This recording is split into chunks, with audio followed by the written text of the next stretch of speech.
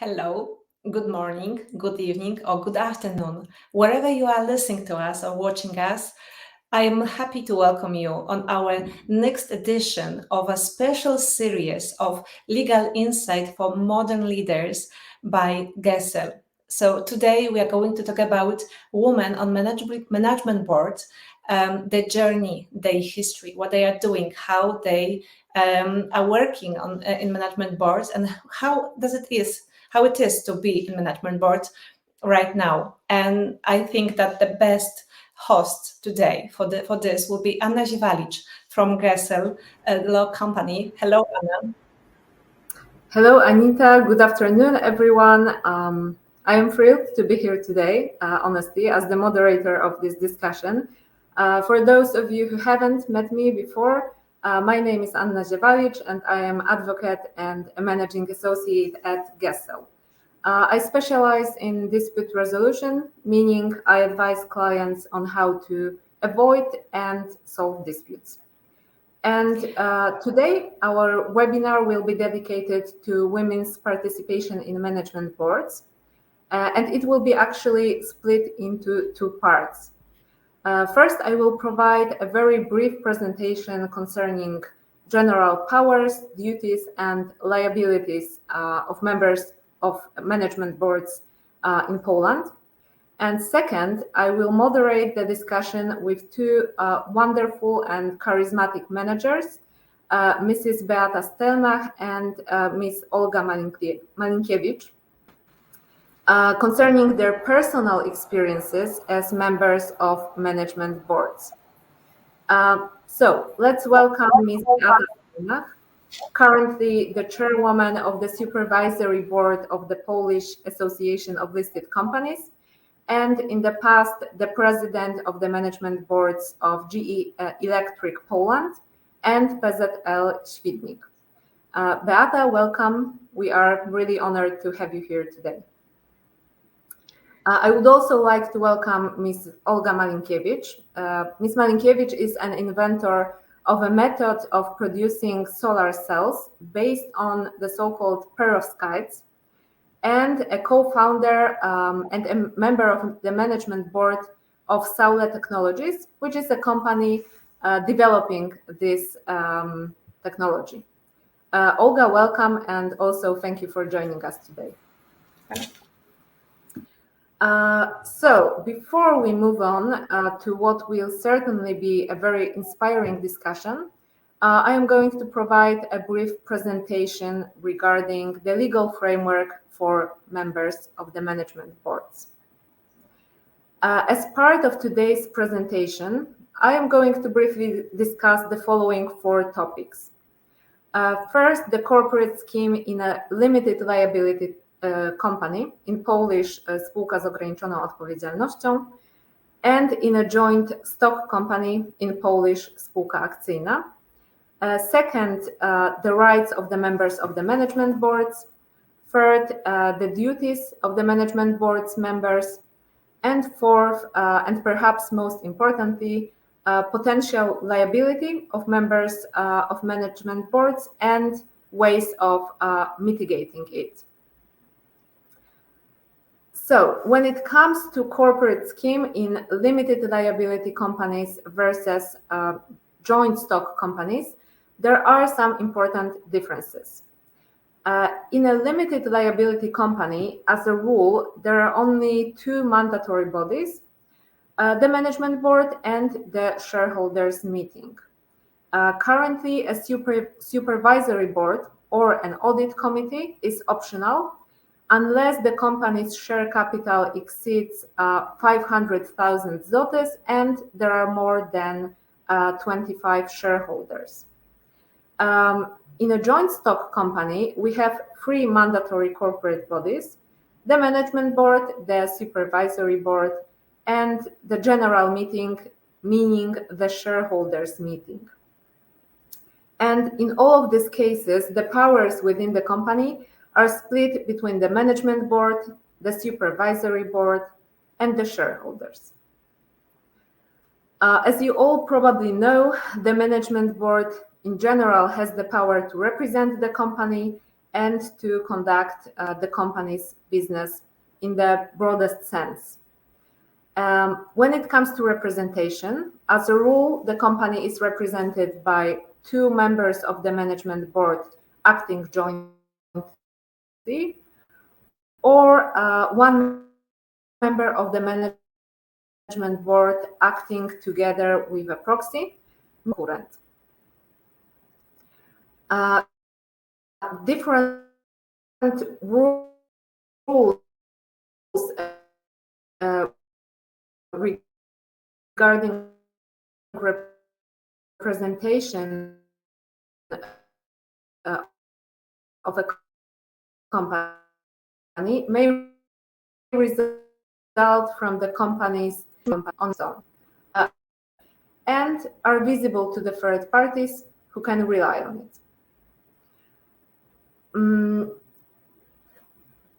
The authority of management board of a company is subject to several limitations.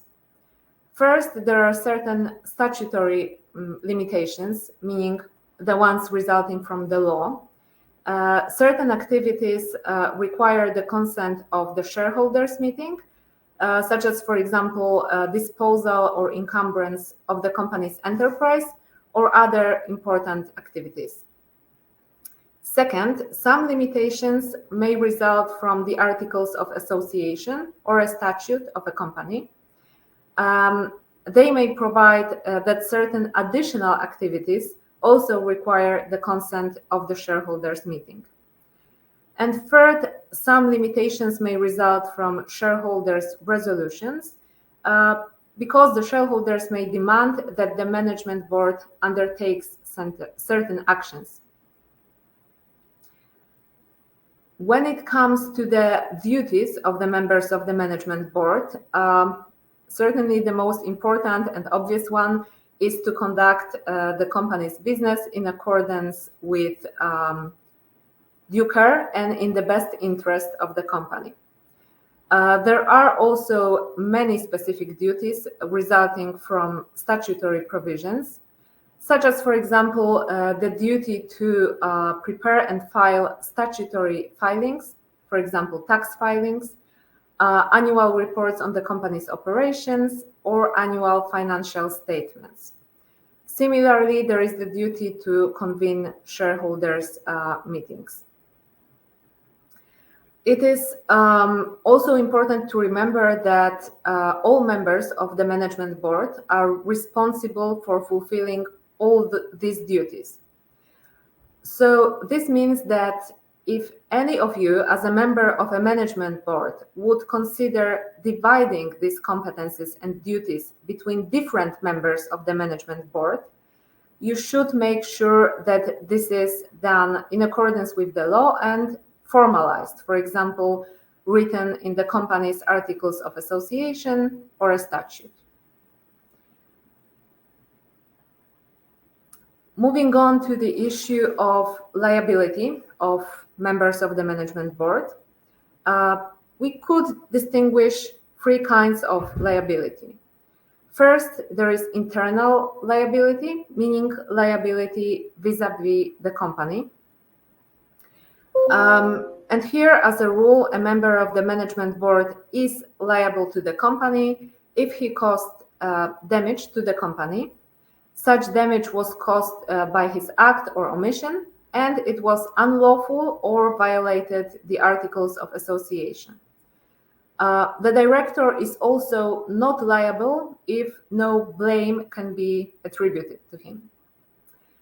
Second, we can distinguish corporate liability, meaning simply that the director's actions may lead to his dismissal. And third, there is external liability, meaning liability vis-à-vis the third parties. And at this point, it is important to note that the directors may be personally liable for the company's debts only if enforcement against the company first proves ineffective, and also if neither of the statutory exclusions is applicable. These exclusions from general liability involve, among others, filing a bankruptcy petition for the company at the right moment. So it is very important to remember that monitoring the financial status of a company is really important also from the perspective of the management board member. There are also statutory provisions concerning criminal, administrative, tax liability. And finally, there are some ways of limiting or mitigating the liability of the members of the management board. And if you are, or if you consider becoming a management board member, you should definitely consider undertaking the following actions. First, buying the directors and officers, in short, D&O insurance, and also reading the small print on the insurance policy. Second, when making important decisions, you could rely upon resolutions of the shareholders. Third, you should document the basis for all the important decisions. And finally, as I have indicated before, you should constantly review the situation of the company to assess both its current and future solvency and to determine whether there is or there will be a time to file for bankruptcy. So that's it for a very short overview of the role of the management board member within the Polish companies. And now I would like to transition into the discussion with Mrs. Stelmach and Mrs. Malinkiewicz concerning their personal experiences in this role. Before we start, to all of listening to us today, if you want, please feel free to share your comments or questions, and we will try to answer them at the end. So the first question goes to Ms. Stelmach. I would like to ask you a question concerning with your professional development throughout the years. You have cooperated with various organizations and sectors, ranging from the Polish Securities and Exchange Commission at the beginning, through the Polish Ministry of Foreign Affairs, to various private companies. Could you please tell us in which of these roles did you learn the most and why? First of all, thank you so much for this invitation, and I really appreciate being here. I don't know the answer to your question, because in each role, in each place, surrounded by different people, surrounded by different environments coming out from the sectors or regulatory frameworks, it was different, and it required different skills, different ways of maneuvering, working together with people. But to be honest, I think the first working place was the most important for me. It was the Polish Securities and Exchange Commission. That was the time when we, as a small group of people, were responsible for shaping the future securities and capital market. It was the time when regulations with no infrastructure actually were prepared. We followed solutions from very mature markets because our ambition was to have a very transparent and very well-regulated market, although at the beginning there were only few instruments listed there. But I think that spirit and that belief that being on the regulated market, you have to behave, you have to be honest, you have to follow the rules, you have to understand how important it is to treat everyone equally, how important it is to share information equally to everybody. Minority shareholders should be treated the same way as the strategic or big institutional investors. So I think that preparing that framework, the whole framework of the regulated market, I think that that time and that spirit shaped me, because today it's out of the question how the standards of the such a modern and regulated, transparent public market should look like. The same way as we behave being managers, being leaders, we also have to follow the same rules. Right. It certainly sounds that first environment that you are sort of operating in must have prepared you for many challenges later on, because it was so well, novel and kind of an uncharted territory, I would say. So I understand that, of course. Well, definitely, and honesty is something that well, we understand what this word means, but if you think about how to implement this rule to your business environment, then this is not only responsibility, accountability. This is not only how you how you implement your activity to business environment, but this is much more. This is how you build also trust and how you are being seen by everybody around, employees, partners, any stakeholder around your place you are working at, your business. So honesty, this is the driving force. This is the key to anything what you do in your business life, private as well, of course. Sure, I certainly agree. This has to be well at the basis of the capital markets, but also a value that can be transferred to other organizations.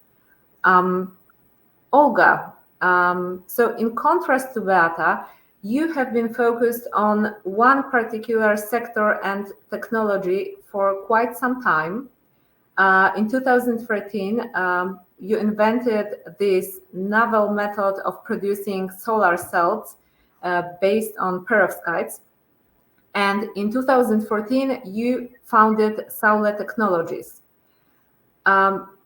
After more than 10 years, can you tell us, are you still at heart the same PhD student driven by passion?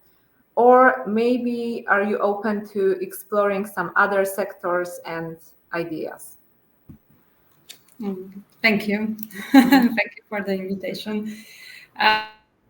I think, although I have learned a lot of things, and I'm a completely different person than 10 years ago, but somewhere at the bottom of my heart, the physics is the most important, and it still brings me so much joy. And this technology, I think I have a dual function. Of course, I'm a board member. I'm leading the company, but I'm also a chief technology officer. And I think this is my favorite, I would say, place where I like to be. So whenever I have a free time, I rather go and to look for the technology report and to write something on technology part and to read something interesting.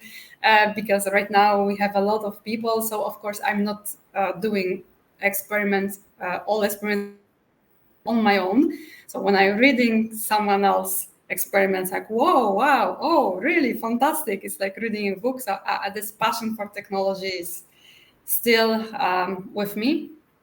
However, I feel much better prepared and with all the knowledge that I gained last couple of years to be where I am right now for this place, to my place in the management board. My knowledge right now is so much more than 10 years ago when I was completely green, coming from a university without any education or economics or MBA. And that was like a big journey for the last 10 years to learn all that from experience. I understand. I also know that what you do is kind of specific, right? I think it's called photonics, which is physics dealing with light or something like that. So do you want to maybe transition into some other fields, or is it something that still poses a challenge for you? Right now, there's so much work and still a lot of potential in the technology when I'm an expert, and I'm focusing on that. I'm not thinking of switching or doing more things because it's so overwhelming what I'm doing right now and still full of potential. So I think maybe in the future, but right now there's so many things to do still with this technology. I'm going to stick with it.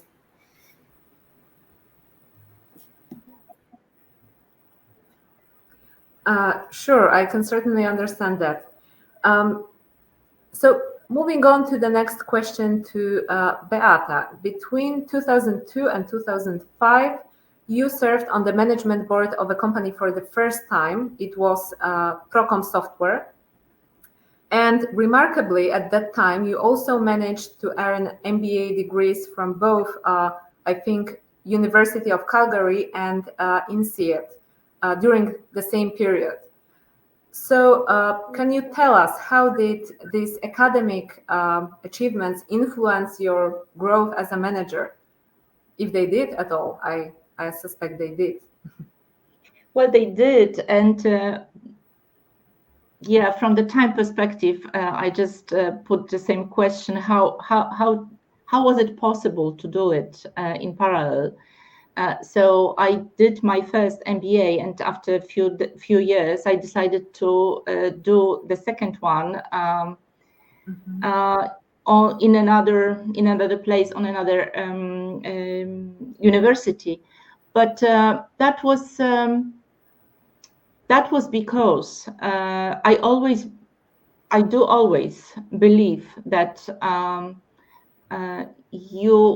the more you learn, the better you are, and there is no end, because the world has been changing.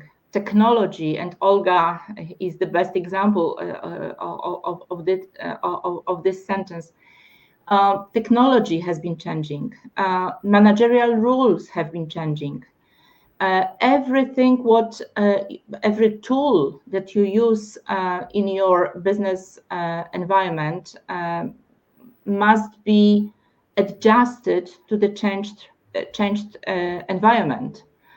And from the time perspective, you may mention only pandemic that absolutely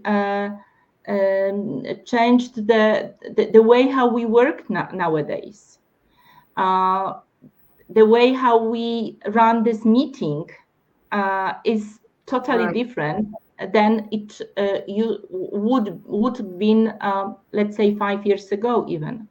So the same is with patterns, the same is with law, the same is with ways how you manage and work with teams. So that was my philosophy, to constantly learn, because in order to catch up, in order to follow anything what surrounds you, in order to understand those changes, you have to just be not only compliant with, but you just have to follow. And definitely, it was, I don't know how I did it, because working and at the same time passing exams, very, very demanding. It was challenging, but it is possible. If you want to do something, you just switch.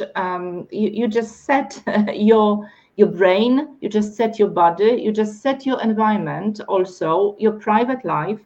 And what is worth mentioning, it is so important how you share your private duties with other people who may help you, and who you may trust, who you may just dedicate, or we would say delegate some duties that so far you had been doing. And if you have somebody around you whom you may just trust and share those duties, then it's much easier. But of course, not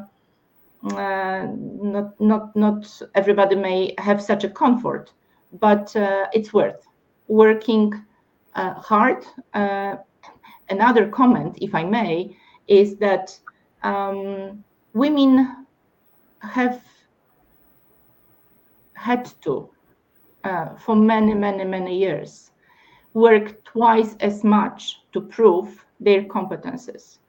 And the higher in the hierarchy you go, the more demanding the more challenges you face. So just to answer those challenges and those expectations, it's just worth being well prepared. But it is on a cost of your private life. That's why it's so important how you structure that private part of your life. Right, I understand, and I certainly subscribe to the idea that I don't remember who said it, but he or she said that if you're not moving forward, you're moving backward, sort of. We have to adjust because the world is adjusting. And on that note, I would like to ask you, Olga, how you transitioned from this role of an inventor of a brilliant idea into the role of a manager of a fully grown company. Did you have to acquire some skills or competences along the way? Can you comment? Yes, and I agree with Beata, and that there's like a hard work, and entering into the business world for myself without preparation, it was kind of a shock. So first, I felt like an Alice in the Wonderland. That whoa, invoice, what is that? Oh my God! Like I start from literally this level. But at the beginning, like when we started the company, I was responsible for this developing the technology, but I have two colleagues, partners, that they had this knowledge. So I was taking this knowledge from them, and I was taking this knowledge where we were like going for the meetings, looking for investors together. They were discussing always like in my presence. So we were doing literally everything together. So with time, I start to understand what it's all about. And when I didn't know, I was asking them. We don't have time now, but there's so many funny stories about like this crash between the business and like myself coming from completely different field. Some misunderstandings, for example, on the meetings. But yes, I think I had to also put a lot of work filling in this knowledge that was lacking. And And even right now, also I think Beata said that we cannot stop learning. We are learning all the time, and I absolutely I agree with that, because even if right now I feel much more comfortable going to the meetings and knowing what we are speaking about and understanding that, and even be responsive on the meetings, I feel much more comfortable today after 10 years of absorbing this knowledge. But still, I think there is like so many things I have to learn about business and law and investment relations. But it's a long way that never ends, right? Right. Well, I think, it's a space for personal development. So ultimately, that's good. Beata, I would like to ask you about your position at General Electric. So between 2013 and 2018, you served as a CEO and Director General of General Electric, and you were overseeing operations both in Poland and in the Baltic region. You've also led various Polish companies at different stages of your career. So could you tell us how did the experience of managing this multinational company differ from managing a solely Polish company? Well, it differs, but the same way as one company differs from another because of the corporate culture. So on the one hand, you have corporate culture you have to follow, you have to become part of. On the other hand, multinational, global companies have global projects. So this is absolutely a different way of composing a team that works on one multinational project. So, for example, at GE, when we were bidding in a tender for, let's say, big energy project, then the team that was preparing the bid was composed of sometimes tens of people from different parts of the company, and all those people were located on the globe. So sometimes the US, sometimes Europe, but Asia as well. So then if the team knows what is the expectation, what is the goal, then it doesn't matter how you structure your way of exchanging and working together. Again, time perspective matters, because today we say, well, it's so simple. It's remote work. You just sit in front of your computer, you run a meeting, and no matter where people sit. But and global companies used to have such a model for introduced such a model many years ago. So today, probably this difference disappeared, but I would pay even more attention to the corporate culture and how is it, how you are accountable and allowed to compose a diverse team. This is very much related to the culture. Sometimes you still have companies where diversity is rather unknown word. And diversity, I would like to emphasize, this is not only gender diversity. Diversity means age diversity, geography, language diversity, and also people bring different competences to the team, coming from different, with different experiences from different past places. So the more diverse team you have, the better result you may achieve. So modern companies, no matter whether these are global, and global companies have had many years for elaborating and cultivating such a culture. Companies that have been that were established, set up not a long time ago, sometimes, and there are the majority of companies on the Polish market are small and medium companies that were set by entrepreneurial business people.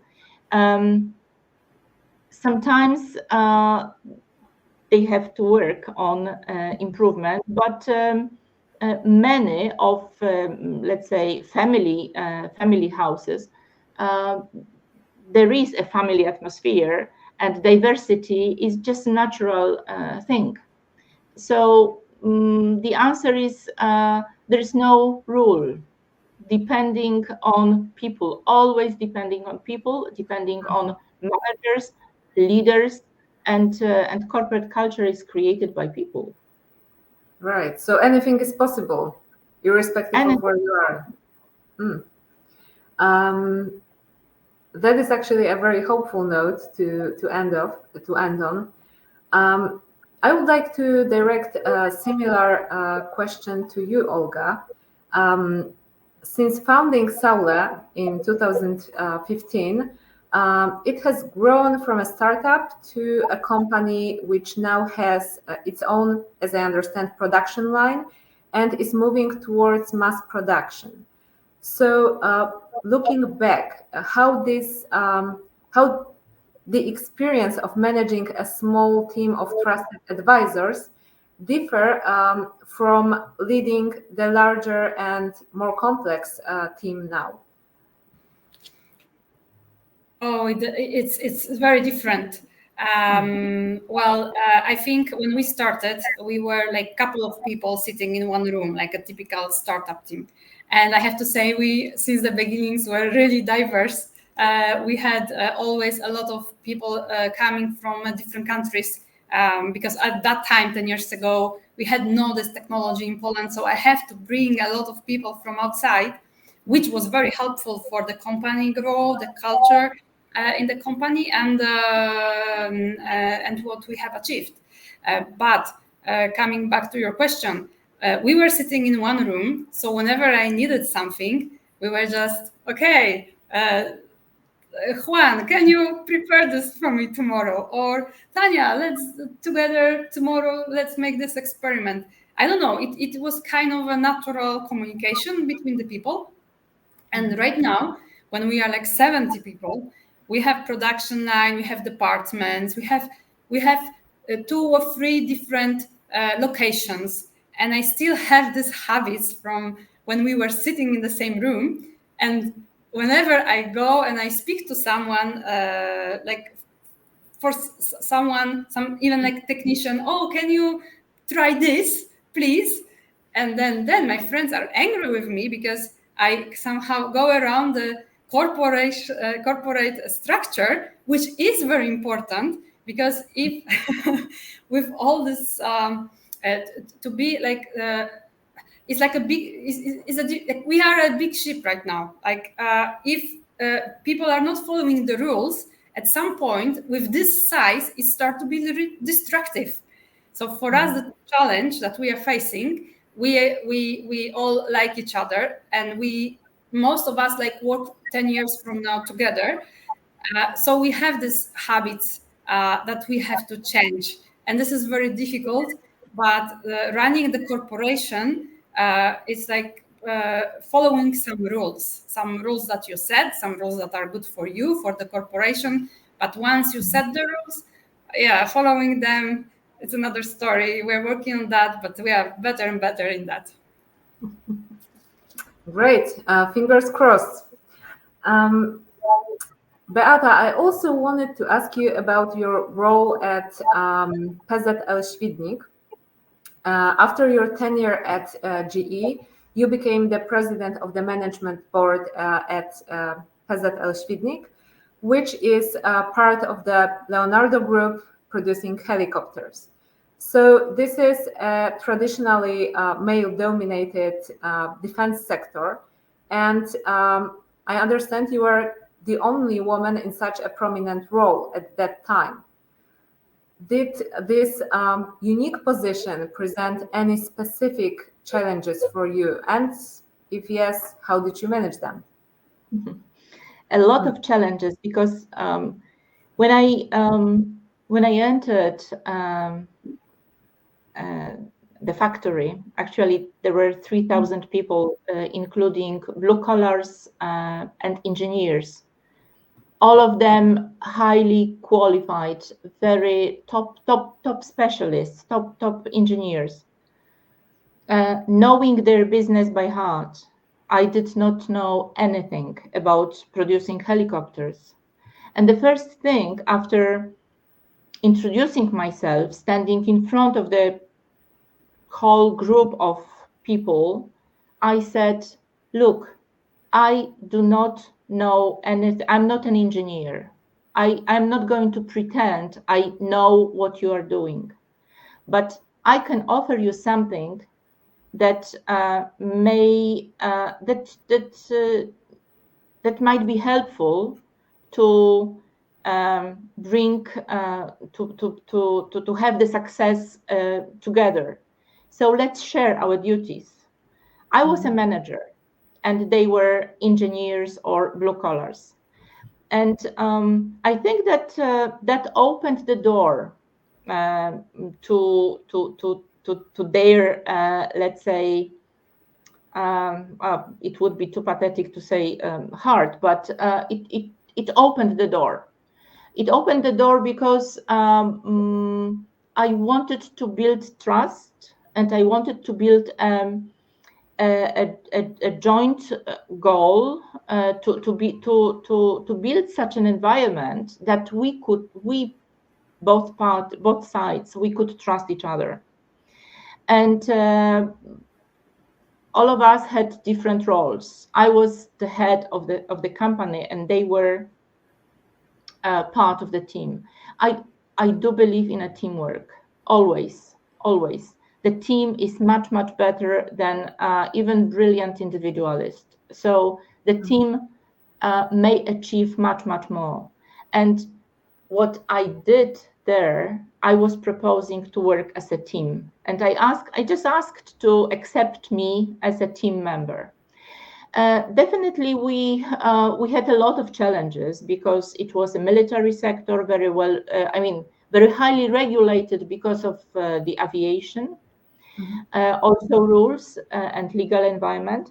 But we also challenged negotiating the biggest ever at that time contract for the factory, and we won.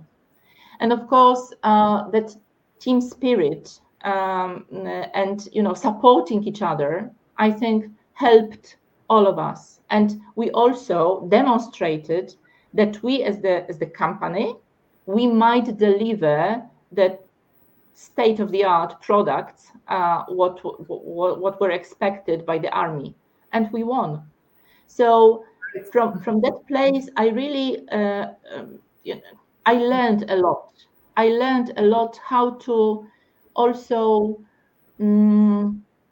how to build relationships with people, no matter whether they are blue collars, white collars, engineers, or managers.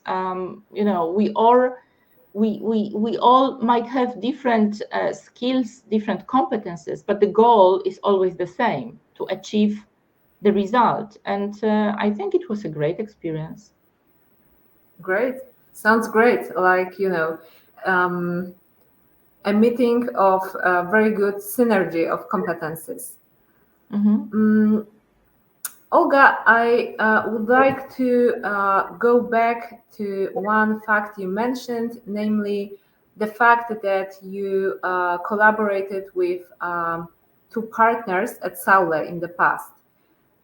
Could you tell us whether you collaborated on all major decisions, or maybe you divided your responsibility in specific ways and relied on this division? Yes, we divided, and we were working like as a team, but with a different scope of, I would say, responsibilities. I was on this engineering part. That's all this building helicopter part. But I think we were always like in the, and I never felt I was mistreated by them because I didn't know something about business. And I think either way, I never let them know that I would never mistreat them because they didn't know some scientific formulations or they didn't know about engineering. I think we were like really, I was admiring them for the what they were doing, and I think they were admiring my work. So that was like really motivating and positive. It helped me a lot to focus on what I was good at and to develop the technology to the really mature stage. So I think this cooperation between like the teamwork, it is very important. Yeah.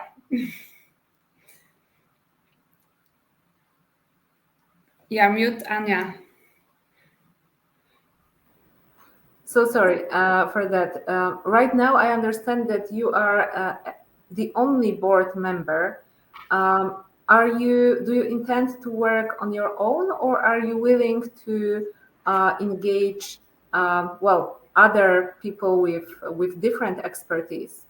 I'm absolutely looking for people with different expertise, and I don't want to. I really want to fill in the place next to me. I want to have partners to talk about both technology and business and the future of this company and business strategy. So if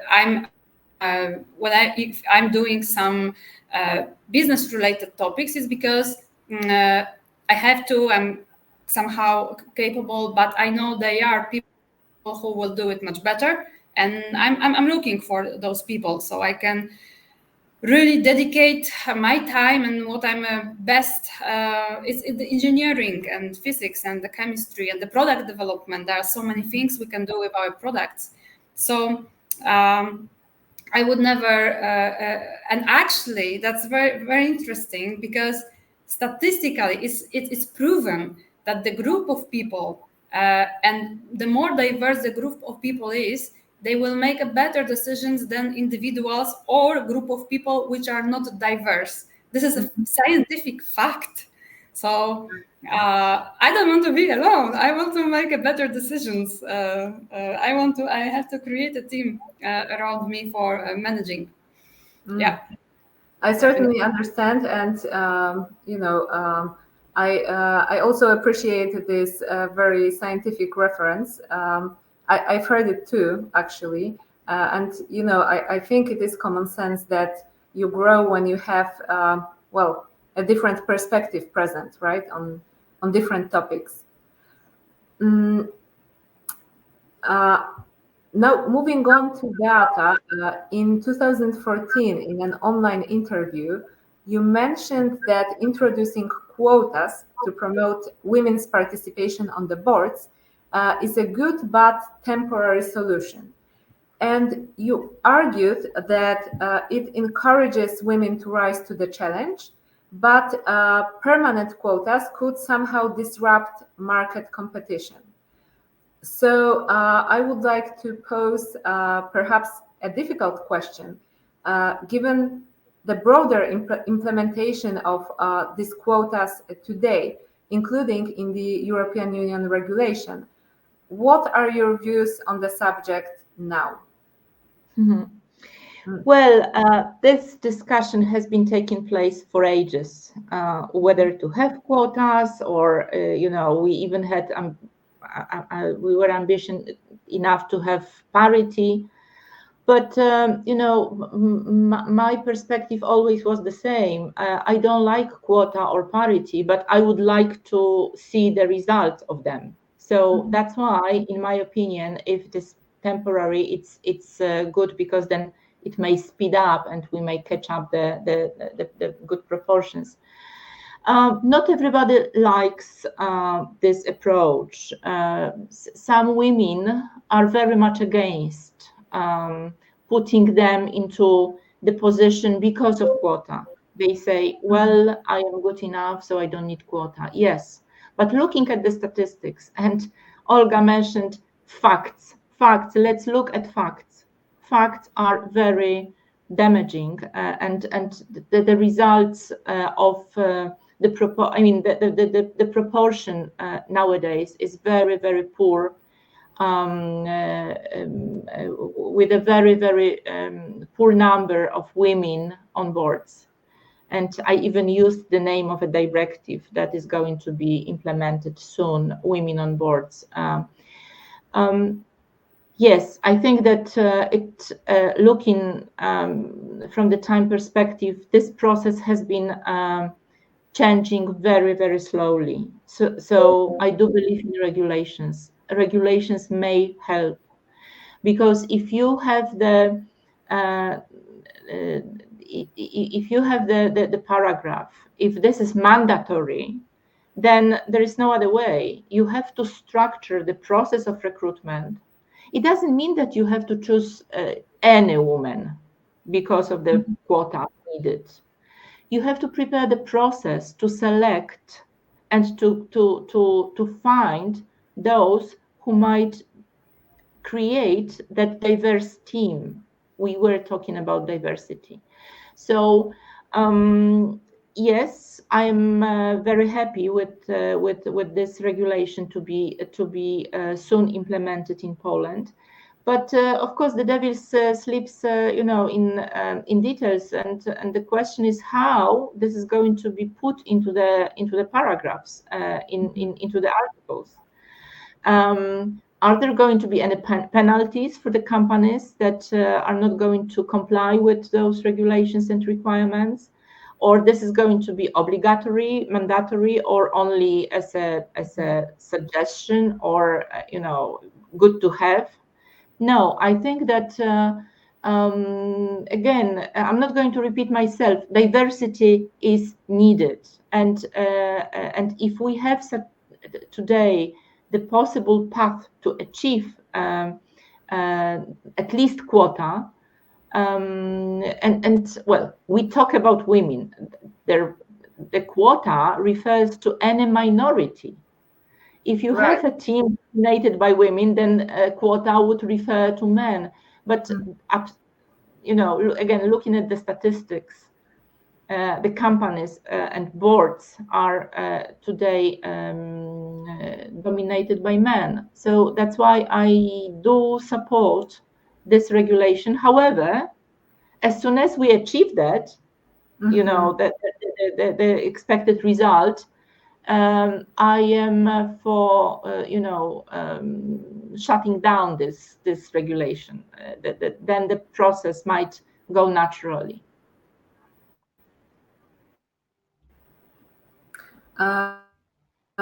Right. I think I actually agree with you, and I am very glad you have referred to Women on Boards Directive for two reasons. So firstly, because quotas that are described in the directive are not absolute. So if you do not reach the quota, you only have to adjust the selection process. You do not suffer any penalties. So this is something of an incentive, not an absolute requirement. And second, you mentioned how this will be implemented. So this is very interesting for me too, because the directive only says proportionate measures, including fines or even annulment of nominations to the positions. But what will happen in Europe, in all of the member states, remains to be seen. So I am also, looking at these regulations and very curious as to how this develops.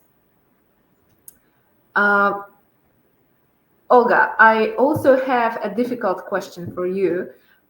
So Saule is certainly a very innovative company based on a novel idea. And I assume that when one manages such a company, there are some successes and also some failures along the way. Could you comment on that? Yes, I can give you even some life example of spectacular failure that I experienced. So like we are doing the new type of the solar panels. So I was always really wanted to send it into space to test them in the space environment when it's very different. There's a radiation, no air, no water. I actually started working on this project in 2016. It was not the main project company, but whenever I have time, when we have a little bit of resources, I was working on that. Then more and more people were excited about sending our solar cells into space. So they were staying after work. Then sometimes even like we had to find some time and resources. And finally, we met one company in Wrocław building the satellites, and we decided to cooperate together because they built a satellite in a way that we could put our system, our solar cells, our measurement system into it. They knew how they were actually doing that, so they had all the connections. Finally, we get into the SpaceX rocket with our satellite, with our perovskite solar cells. They were, of course, small ones, but like really tested. We were 1 year testing the cells before the launch, like shaking test, radiation test, so many tests. We put it into the SpaceX rocket. And you know that you can watch in the TV when the SpaceX is launching the rocket. This rocket was taken like around 90 different satellites from 90 companies. Our satellite was one of 90. And when they are in the rocket, they are placed in like boxes. You call it a deployer, and this box, once the rocket achieved the altitude, the box opens the door, and your satellites are flying out of this rocket. So we have prepared, like we gathered in the conference room, we have this big screen, and then we were waiting what will happen, waiting on our satellite after so many years going into the space. And you know what happened? The door locked. Only in our box. So for the 90 satellites, 90, like really, our box, we didn't have even the chance, like they stayed in the rocket and they were burned with the rest of the rocket in the atmosphere. So that was like, ow, that was so sad, because that was the project that was like out of the other scope. I was fighting for this project. I was talking to investors, trying to convince them that this is not a waste of time. And imagine that once like this didn't work, it was not our fault.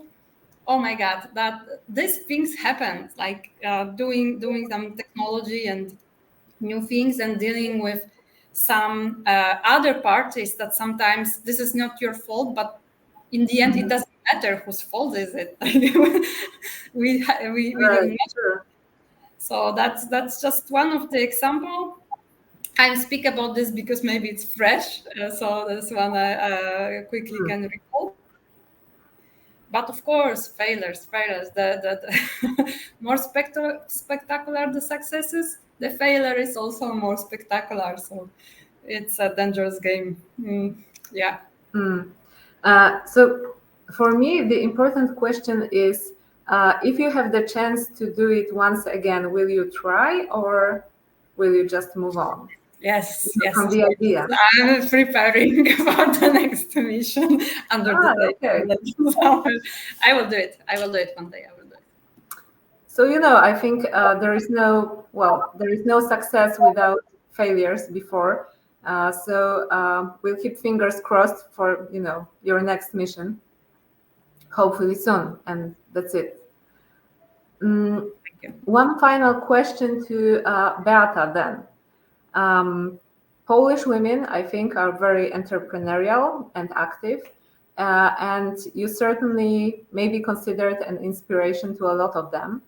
So given all your experience and knowledge, what advice would you offer to a woman considering taking on a position on the management board? Take it. Do not think, just take it. We too often we just hesitate. Am I good enough? Oh, maybe I should learn more. Maybe I should wait. Maybe I should get more knowledge about something. No, take it. Take it, because then as soon as you have such a responsibility and accountability, then you just it appears that you are a person to this position. And of course, if you fail, just learn your lesson.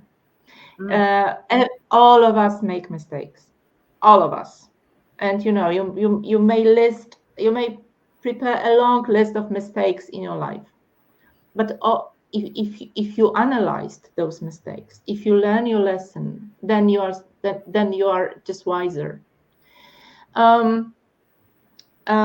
Take it and build a team around you of people who are smart, sometimes even smarter than you.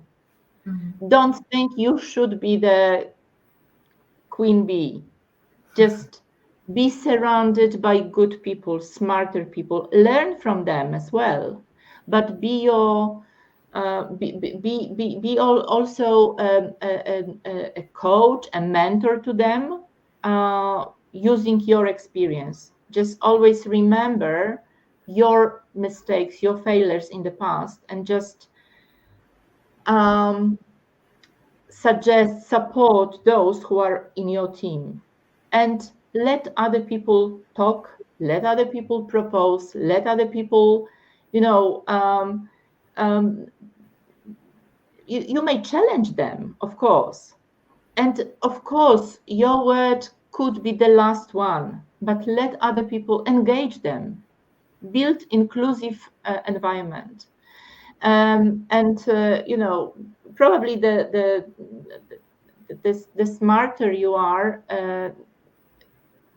if you understand that. Don't think you are the single person who should lead others. You will be the leader as soon as those people surrounding you will follow you. Because the leader, this is not what you have on your business card written. The leader is somebody who can lead people, and people will go after you if they trust you and if they believe you are a leader. Otherwise, you must prepare your business card with leader with big letters, capital letters, and if you have nobody around, then you are not a leader. Right. Well, I think this is a good note to end our discussion today. I would subscribe to every word, perhaps not from experience, but from observing how things work. And I also think, well, being a leader is something that you cannot have printed on a business card. You just have to, be honest and, have people trust you and trust others. Ladies, we have run out of time. This has truly been a very inspiring discussion. So thank you for your very valuable contribution today. I can see that there are no questions in the chat concerning the discussion right now. But if you have further questions or would like to continue the conversation, you can always connect with us after the webinar. So from my side, thank you to all the participants, to you ladies, and have a great evening. And now I'm giving the floor to Anita. Yes, thank you, Anna. Thank you for such a inspiring webinar. Ladies, Ms. Beata, Ms. Olga, I am moved. You are absolutely exceptional, and I really thank you that I could listen to your talk about the leadership, about the leaders, who is the leader, about the failures, and to just show that one thing that we didn't mention during the webinar is that we have really great speakers, and Ms. Olga is nominated to European Inventory Awards. And we can still vote for her because she and her team is in a finalist.